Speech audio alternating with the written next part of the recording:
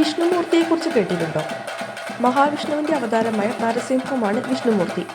വിഷ്ണുമൂർത്തിയുടെ ചരിത്രം പാലന്തായി കണ്ണൻ എന്ന വിഷ്ണു ഭക്തനുമായി ബന്ധപ്പെട്ട് കിടക്കുന്നു. നീലേശ്വരത്തെ കുറുവാടൻ കറുപ്പിൻ്റെ വീട്ടിലെ വേലക്കാരനായിരുന്നു കണ്ണൻ. ഒരിക്കൽ പറമ്പിൽ നിന്ന് മാങ്ങ പറിച്ചു തിന്നുകയായിരുന്ന കണ്ണൻ്റെ കയ്യിൽ നിന്നും മാങ്ങ കുറുപ്പിൻ്റെ അനന്തിരവളുടെ മേത്ത് വീഴാനിടയായി. വിവരം പറഞ്ഞ കുറുപ്പ് കണ്ണനെ കൊല്ലുമെന്ന് പാട്ട കൊട്ടി വിളംബരം ചെയ്തു. ഇതറിഞ്ഞ കണ്ണൻ നാട് വിട്ട് മംഗലാപുരത്തുള്ള ഒരു തീയ തറവാട്ടിൽ അഭയം പ്രാപിച്ചു. വിഷ്ണുമൂർത്തിയായിരുന്നു ആ വീട്ടിലെ പരദേവത. പള്ളിയറയിൽ വിളക്ക് വെച്ചും മറ്റും കണ്ണൻ പരദേവതയുടെ ഭക്തനായി മാറി.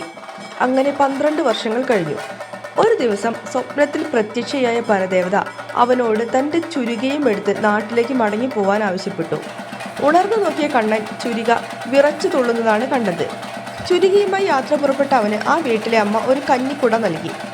നീലേശ്വരത്ത് തിരിച്ചെത്തിയ കണ്ണനെ മുൻവൈരാഗ്യം മൂത്ത നീലേശ്വരൻ രാജാവിൻ്റെ പടനായരായ പള്ളിക്കരയിലെ കുറുവാട്ടുകുറുപ്പ് വകവരുത്തുന്നു.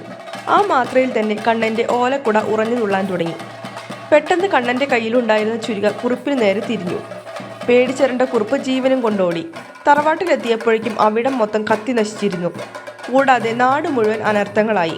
കുറുപ്പ് ജീവനും കൊണ്ട് നീലേശ്വരം കൊട്ടാരത്തിലേക്ക് ഓടി. അവിടെ നടന്ന പ്രശ്നചിന്തയിൽ കണ്ണൻ്റെ ചുരികപ്പുറമേറി കീർത്തിയുള്ളൊരു ദേവത വന്നിട്ടുണ്ടെന്നും തൻ്റെ നിസ്വാർത്ഥ ഭക്തിയാൽ കണ്ണനും ദൈവക്കരുവായി മാറിയെന്നും തെളിഞ്ഞു കണ്ടു. അങ്ങനെ വിഷ്ണുമൂർത്തിക്കും പാലന്തായി കണ്ണനും ഒരു ക്ഷേത്രം പണിത് അവിടെ കുടിയിരുത്തി. അതാണ് ഇന്ന് പ്രൗഢിയോട് തലയുയർത്തി നിൽക്കുന്ന ശ്രീ വൈകുണ്ഠ ക്ഷേത്രം.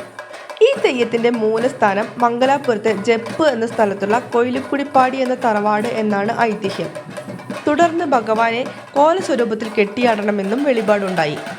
ആദ്യമായി വിഷ്ണുമൂർത്തി തെയ്യം കെട്ടിയത് പാലായിപ്പരപ്പൻ എന്ന ആളാണ് എന്നാണ് വിശ്വാസം. ഈ പരദേവതയെ ഏത് രൂപത്തിലാണ് കെട്ടിയാടേണ്ടത് എന്നോർത്ത് പരിഭ്രമിച്ച പാലായിപ്പരപ്പന് ഭഗവാൻ സ്വപ്ന ദർശനം നൽകി. കുരുത്തോലകൾ അലങ്കരിച്ച ഒരു രൂപമായിരുന്നു സ്വപ്നത്തിൽ കാട്ടിക്കൊടുത്തത്. അങ്ങനെ ആദ്യമായി വിഷ്ണുമൂർത്തി തെയ്യം കെട്ടിയാടി. തൻ്റെ മടിയിൽ വെച്ച് ഹിരണ്യകശിപുവിൻ്റെ മാറു പിളർന്ന് ചോര കുടിക്കുന്ന നരസിംഹമൂർത്തിയുടെ രൗദ്രഭാവമാണ് വിഷ്ണുമൂർത്തി തെയ്യത്തിലൂടെ ആവിഷ്കരിക്കുന്നത്.